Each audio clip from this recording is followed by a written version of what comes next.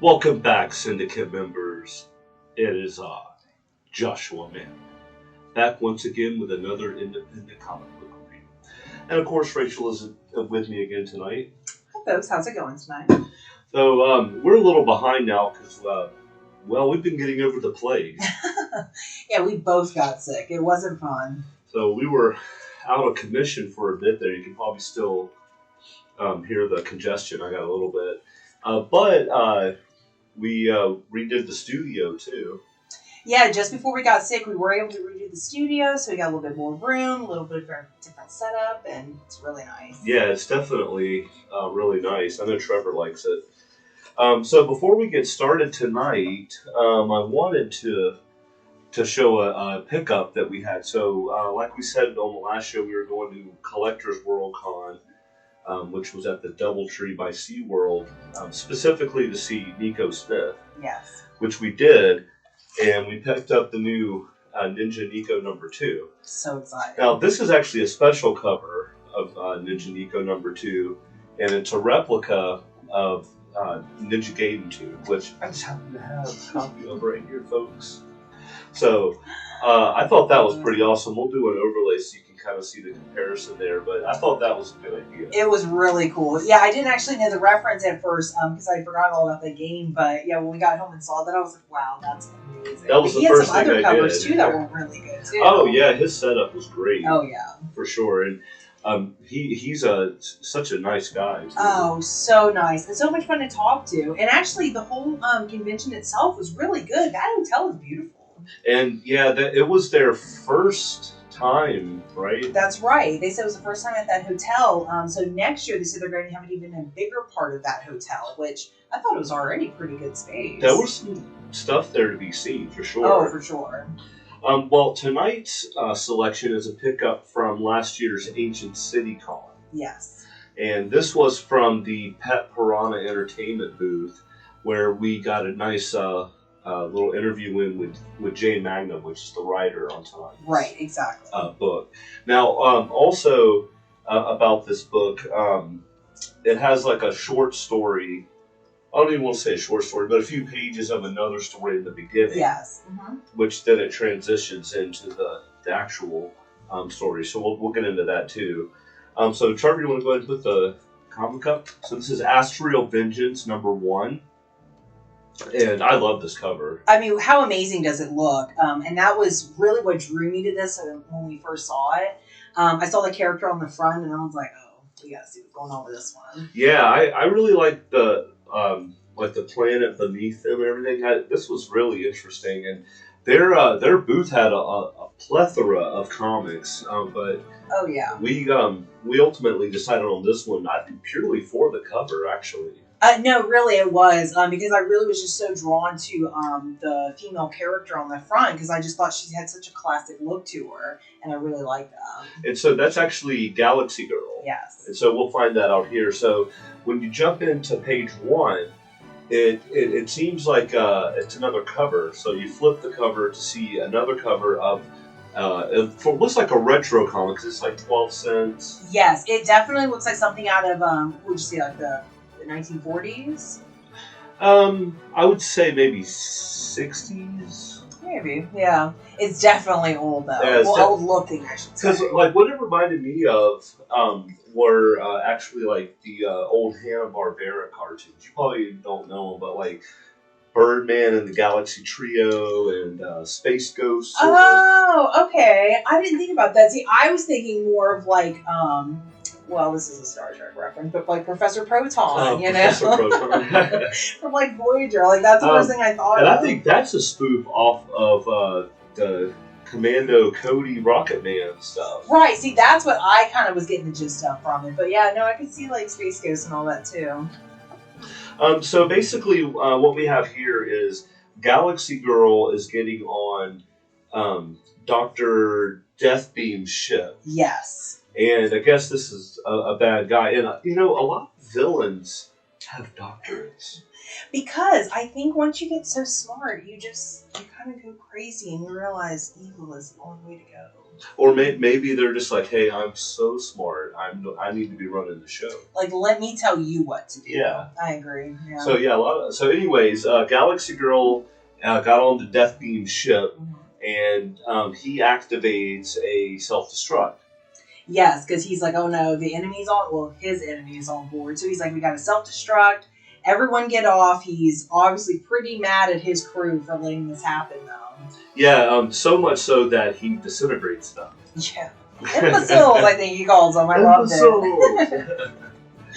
Yeah, that's actually one thing I would like to point out, too, is I enjoyed the lettering on this one, too. Yes, it was really, really cool. It was just really well done. Yeah. It was classic, like, the giant letters for and the I run got some notes written down on that, too. Oh, on me the lettering, too. So we'll get into that, too. So basically, as the people are getting off the ship through escape pods, Deathbeam is about to leave, but then there's a rumble in the ship after he disintegrates these dudes, and he drops I guess, is it a Deathbeam gun? Yeah, I guess so. His own little Deathbeam gun of it all.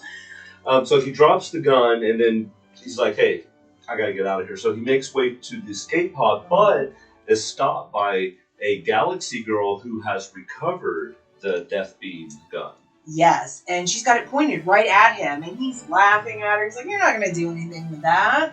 Famous last words. Unfortunately, though, on the very last page, we're about to find out if she pulls the trigger on Deathbeam when you turn the page and it's being ripped out of this dude's hands as in comic book form and thrown out a window. And we realize we're reading a comic in a comic again. But I should point out, that is not how you treat a comic book. I agree completely. That is not going to maintain value being thrown out a car window at high speeds. It's true. Very true. So, in any case, the art changes very dramatically here. It does. Now we go to very modern day, a lot, what's the word, grittier, I guess I should say. It's a lot darker than the first kind of style that we were looking at, and it's definitely a 180 contrast. I agree, because you can actually feel the retroness of the first few pages, and then when you turn that, it's like, oh man, this is a whole different story. Yeah, a whole different. Yeah. And then it kind of now you get the whole cover in the beginning. Yes, it makes sense. But yeah, so then we go in and we're with some guys in some cars. Well, it looks like it's some type of prisoner escort to a maximum security prison. That's true. That's what we're kind of finding out on the ride over. There's some art there that shows Max prison, and then we see our lead character, which we don't know that's our lead character yet, but she gets out of the car. Looks like out of the back seat. Yes. And she's suspiciously wearing the same uniform I wear to work every day. I thought that looked familiar. Yeah. Yeah. It looks good on you, though. I love it. Well, so she gets out of the car, and then the others get out, and they're having like a conversation, basically about this guy that they're about to put into a maximum security prison, and he's threatening to throw him in with somebody named Armstrong. Right, which apparently scares the guy pretty bad, because, I mean, it sounds kind of scary, but I think this is the Russian hacker Rob that they're trying to put into the jail. Gotcha. So he's a Russian hacker. Because, I mean, he's kind of nerdy and everything. I'm just assuming. He's like that dude from GoldenEye. What a great reference. So, basically, though, things take kind of a shift here because the girl in the uniform is saying, "Oh, the president has been hijacked" or something like that, which is kind of like off base of where we're going with the story. So this guy's like, "No, actually, the president's cool. Like, check it out." And he shows her a tablet that has the president on it, and she's saying that she's making peace with these beings that are known as the Astrals. Mm-hmm. Yes. And when you flip the page, though, this is where it really gets good, because I absolutely love these two pages. Okay, this was honestly, and we'll definitely get more into it later, but that's something I love from the book. These were, I think, the best pages, and I love how the Astrals look. just everything about them. So yeah, when I flipped the page, I was like, oh, you're getting something. Like now. the space background, the mixture of colors. Yes. I love the lettering of how the Astrals were communicating. And we find out that they are, in fact, controlling the president and having the president say these things. Yeah, that they're really like, no, we're just going to take over Earth. We don't care about these people. Right, exactly. And so they're kind of prepping us to think everything's cool. Yes. For an immediate takeover. Exactly. Now, they do say that there's what they refer to as an abomination on Earth that they have to eliminate. Right. They do keep referring to this other person. Right. Mm-hmm. And so from here, it goes back to Earth, and things ramp up pretty quickly. Very quickly, because the agents are trying to get into the prison, to take the prisoner, and it looks like the actual main character also, I think her name is Lila. Yes. They are, she's gonna stay with him for some reason. I guess more protection for herself. But they're trying to get in. No one's answering, and she has some form of telepathy because she's like, "Hey, I can tell if there's nobody in there." She's like, "We got to get out of here."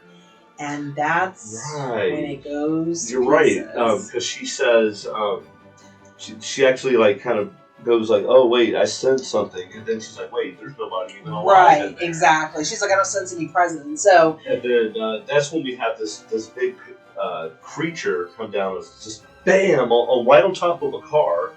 Yes. And it appears to be some type of demon. That's the only thing I can describe it as. It's got horns and teeth and just this was scary as can be. Actually, another amazing splash page too. Oh, I know. This is actually something else that I loved about the book because they do look so amazing. The detail in them is just incredible. And I love the angle of this one too, because it's like you're looking up at it, like it landed on the car, and you're literally looking up at it. Yes, you're in some trouble right now at the angle it's at. Well, they don't seem overly shocked that a demon has just fallen out of the sky onto a car. I mean, although they do start confronting it and battling it, they don't seem overly surprised by it. And I feel like that's because there's books that are prequel to this. Yes, there was even a little, almost a synopsis in the front of the book. Kind of gave you a little backstory of everything. Oh, right. And on the inside cover, there was like a little breakdown. Yeah, so it really kind of goes into a lot more detail. And there's many more books, so it can really, I'm sure, get involved. And I think I'm going to have to go there and order some because while this one was amazing, I'm really hungry to figure out more about Lila. Oh, definitely. And honestly, I just want to know more about the Astrals. I love them. Now, when I was reading through this for the first time, I noticed that Lila had some type of weird left arm. Yes, it was, maybe like forearm. Right, forearm down to and the it looked hand. Almost metal. Well, that's the thing. It almost didn't look like a hand at some parts, too. I thought she was wearing a glove. I was like, oh, she's like Michael Jackson or something. But as it turns out, this is actually her primary weapon. Yes, it almost like transforms into something, which, wow, how cool was that? Yeah, and actually they did make it look really good. Yeah. Because she pretty much pulls out that weapon right away and just starts going to town. She does. But then we see Armstrong. And we see Armstrong on another amazing splash page. Yeah. Like, this one is intense. And I want to point out his prisoner number. Did you happen to notice his prisoner number? 0666. I did not notice that. No. Mm-hmm. Very clever. And he had the one red eye. Yeah, he was very menacing. I'd have been definitely scared to show myself. And he's cool with these demons. Apparently, they're like his backup. Him. Yeah, they're broke him out of jail. And he wants Rob to go with him. Mm-hmm. He's like, look, I can help you more than them. Like, come with me. But Lila is basically saying, no, you don't want to go with him. And so there's not really much of a standoff, though, because he pretty much goes with Armstrong. He's like, you know what? I think that is a better choice, which I don't know why he would think that. But just before that, another crazy demon thing comes in. It's like this red demon that comes in. It's different. And I'm thinking from earlier in the book, when the Astrals were doing their whole presidential bid, they mentioned about sending somebody down. or sending someone to specifically deal with the abomination. And so I think that's where this guy is coming from. Oh, that's interesting. Well, he's definitely coming from somewhere because he straight up looks like the devil. I think this is probably one of the best creatures in the book. Really. Oh, he was terrifying. I loved him. Like, think Hellboy on like serious steroids. And I loved his lettering was like black boxes with white lettering. See, that was something I really liked about the book in general. There were so many different dialogue boxes and how they looked for each character. Like, that was really nice detail. It takes a lot of work to do that, and I appreciate it. Yeah, and I appreciate it because I kind of have like my internal demon voice. Exactly. And I'm like, oh, that's the demon voice there. Right, exactly. Well, he doesn't like Lila very much, but he's not exactly attacking her either. No, it's almost like they're not enemies, but they're not friends. They're just like a neutral party to each other. Like, look, I'm on my side, you're on your side, you know, and they're just kind of filling each other in on the situation. And he's asking her to take him to a specific individual. Yes, he's again referencing some person. Yeah. And so she's like, well, look, I'm not going to tell you, but I will go with you. Mm-hmm. And so he basically tells her to think really hard, and then they like teleport. Right, which that's cool. Yes. But we have another amazing splash page. This one was amazing. Yeah, and something you wouldn't expect. Yeah. Trevor, you want to put that up? So we have this wedding scene. Yes. Where, you know, they're looks like it's some type of Catholic church probably, and they're, you know, taking their vows, and you know, everyone there is happy and enjoying the party and whatnot. Yeah. And I think that's her maid of honor or something. It doesn't really specify. It doesn't specify. Some good friend of hers, I would assume. Mm-hmm. Yeah. They're going to go ahead and take off, and this is the part that's really weird. It really starts tying all in together. And yes, it does. So when they get into the car, these two ladies, and they sit down, the demon and Lila teleport into the back seat. Yep. The red devil is right there, and there's Lila, and they're like, ah! And actually, the face of the blue-haired chick. Priceless. That one was really good. I don't know if he like pulled a photo for that one, but and then it looks like the very last panel, they teleport them away. Yes, because you just see that same kind of blue light, so you're just kind of assuming, and you're like, oh, and it's literally to be continued. Yeah, to be continued. No. Oh, well, I kind of expected there was going to be a cliffhanger. There's always a cliffhanger. As I'm going through it, because it kind of left you with a cliffhanger with the Galaxy Girl at the beginning. That's true, yeah. That's very true. But this was a fun read. Oh, it was so much fun. I already read it a couple times because I just loved it so much. The art in it was great. Yes, definitely. So you ready to get into the analysis? Oh, definitely. All right, Syndicate members, it's time for our analysis breakdown. Okay, what did you like about this comic? So actually, I really like the old school comic in the beginning, how it started with that. I just thought that was really different, creative, and I just love the look of it too. I definitely liked the Galaxy Girl. In fact, I that was my first one too, the Galaxy Girl short that goes into the actual story. Yes. Because first off, I really enjoy a lot of different art styles in comics. I think there's plenty of room for them. Mm-hmm. You can have your more cartoony stuff. You can have your really highly detailed stuff, exactly. And everything in between, black and white, full color. And you got two stories in this biscuit. And two completely different styles, and that's what I just thought was so amazing with it. I actually liked Dr. Deathbeam's name. I actually just liked him, period. It was like almost like he's like a vampire. He's a very classic villain, though. Right? I just love the look of it. And I even loved Galaxy Girl. Like, I just love her outfit, her hair. Oh, love it. Yeah, that hair was something. I'm jealous. I actually put that I liked Leela's gun arm / hand. That was really cool. I was definitely not expecting that. No, I don't know what I was expecting with her hand, but not to turn into a big gun. Yeah, I agree. Well, when I was seeing certain pictures or certain panels that she was in, you would see her hand, and it wasn't transformed into anything. No. It looked like maybe she was wearing a glove, I couldn't really tell, but Yeah. then when it like transformed into that gun, wow. I was like, that's It's what's on. up. What else did you like? Actually, that scene where the SUV explodes or the creature jumps on it, however you want to call it, I just thought that was so cool looking. The detail in it, and again, the way they use the words and everything, the bam right there, just looked great. And he did some serious damage. I don't think insurance is going to cover that. Insurance doesn't cover anything. I put that so this brings us back to what we were talking about in the beginning with the captions. I put that I like the color over the caption bubble. Oh, so yeah. So, for example, every time Lila said something, there'd be like a small purple hue over the bubble part. And also, I don't know if you noticed, the font was different. Because that was something actually I love Lila, but it was really cool how she was very robotic with the way she spoke. So I felt like the lettering was also matching like her voice, and I kind of felt that was also the same for a lot of the other characters they were doing. Like for example, the demon one, where it definitely looked like a more rugged type of. And his lettering. wording was much more demon.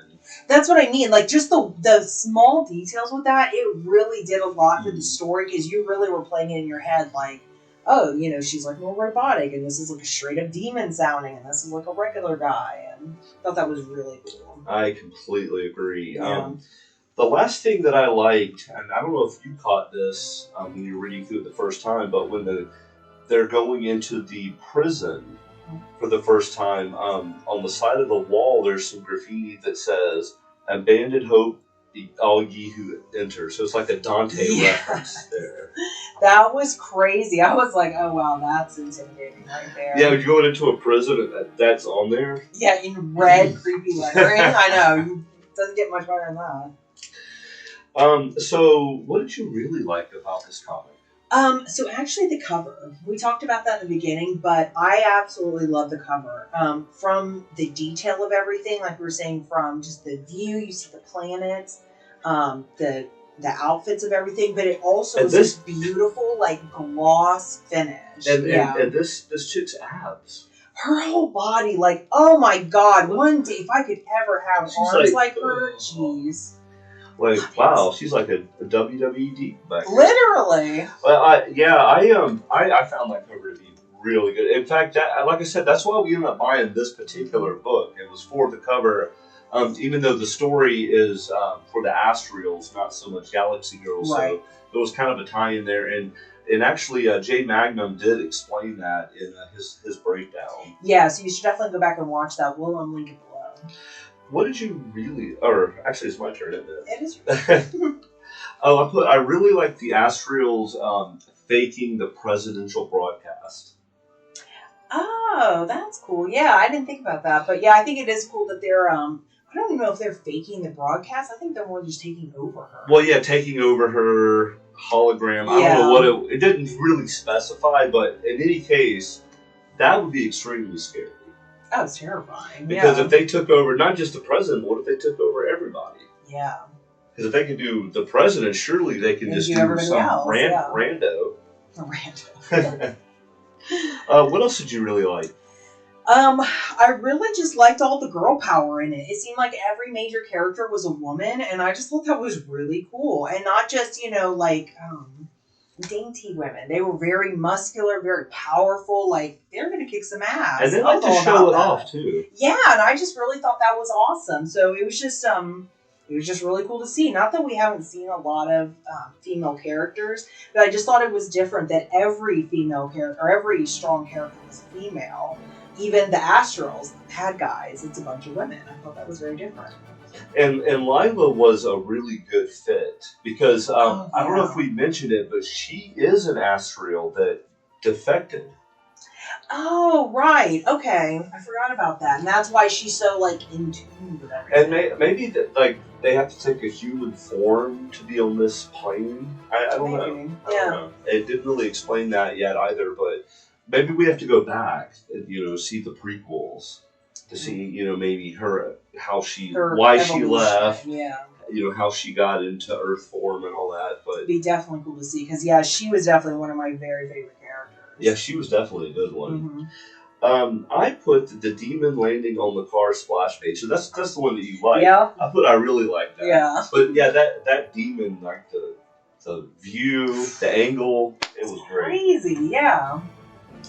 The last thing is I really like Prisoner Armstrong 0666.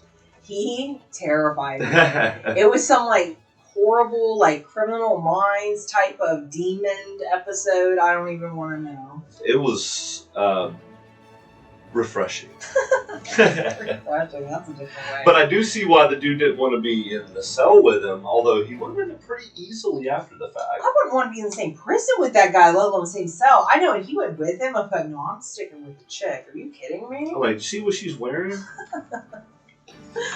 What did you love about this book? So we kind of talked about, but the Astral splash page. I absolutely loved it. Everything about it, from the way they looked, the colors, even the different color of their hair. They had the gold with the sashes, and it seemed like almost like the wind was blowing. It just looked amazing to me. You're totally on point with that, because I put, there's so many detailed splash pages, and the Astrals were one of them. Mm-hmm. Actually, technically two of them. The Demon, the Armstrong, and the Wedding. The wedding. Oh my God, gorgeous. Yeah. Yes, I love that. Even her dress was awesome, so right? So beautiful. And again, all the details from the hair, the dress, just everything. It looked so pretty. It was really, really well done. I loved it. So I put that I loved all of those splash pages. Just because simply, well, first I do love all the color and art in splash pages, but, they're like a whole work of art in one page. It really is. And I think that's just amazing. And I really appreciate the detail and the time that it would take someone to do that. And making it so cohesive that it all blends together, though. And that's just amazing. And I really love the space in the background of those Astral pages. Love it. It just looks amazing. It's so freaking cool. What else did you love about this book? So actually, I loved Galaxy Gal. Like, I just thought she looked really cool. Again, I just love the retro style with the hair. She just looked so classic and amazing, and I just thought it was like a really cool little story in the beginning. And even though I love the cover with Galaxy Girl on it, I think I prefer the retro style. Yeah, I do love that retro look. I don't know what it is, but I'm just really drawn to it. And there's a page at the very end, and it's an advertisement for Galaxy Girl #1. Oh, that's right. And that actually has her, in a very like retro look too. Mm-hmm. And that I'm thinking maybe we should pick that up. We're gonna have to. Yeah, because I really like Galaxy Girl. I mean, or Galaxy Gal, excuse me. She just has that really cool, just retro look, and she just kind of kicks ass, and I think she was definitely going to pull that trigger. I think she was going to pull the trigger too, because he's sweating. Oh, I'd be sweating too, because she was like, you know what, you've been escaping one too many times, and I'm tired. I mean, shoot, how many people has he possibly killed? She's like, look, if he escapes, that could be more bodies. Exactly. She's thinking of the greater good. Definitely. I agree. So, do you have anything else you wanted to add? Well, actually, I just loved all the characters. Lila, especially, again, just the roboticness, her Vulcan, demeanor. It just was so classic, and it was just awesome. I liked her hair, too. That's what I mean, just everything about it. Again, there's so much detail and everything. Because even her costume almost looked like it was reflective. I don't know how they did that in a picture. Or drawing, but it really looked cool with the detail, and I just thought that was really cool. Yeah, she was an awesome character, and I definitely want to find out more about her. Me too. So, and you need to find out more about her too. For sure. So we're going to put all of Pet Piranha Entertainment's info down below for Galaxy Gal and the Astral. Excuse me, I'm losing my voice. Jay Magnum, all of his information will be down below. Yes. Make sure you check him out. Make sure you give him a follow, pick up his books, and tell him Joshua Mammoth sent you. That's right. And between the known and the unknown lies the mammoth. I'll see you next time.